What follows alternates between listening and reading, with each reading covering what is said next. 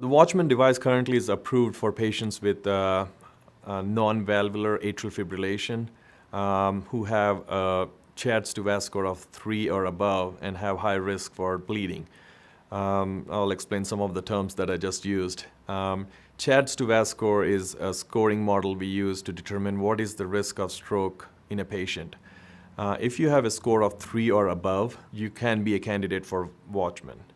One of the other terms I used is non-valvular atrial fibrillation. There are two different kinds of atrial fibrillation. Obviously, there is a valvular and a non-valvular.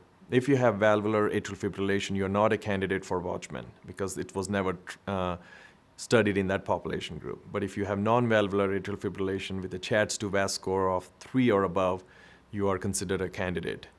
Now, the indications for doing that is pretty broad. If patients had blood in their stool, they coughed up blood, they have blood in their urine, they're unstable on their feet, they have had falls in the past, or they have fell and hit their head and had bleeding in their head.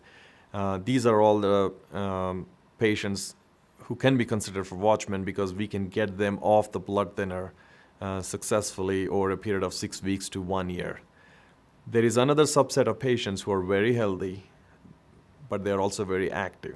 I've had patients who mountain bike or who are farmers and use sharp tools all day long, and they're at high risk for bleeding because of these activities, and they want an safer alternative where the risk of stroke is not high because they don't want to take the blood thinner, but at the same time they're not bleeding if they're involved in one of these activities.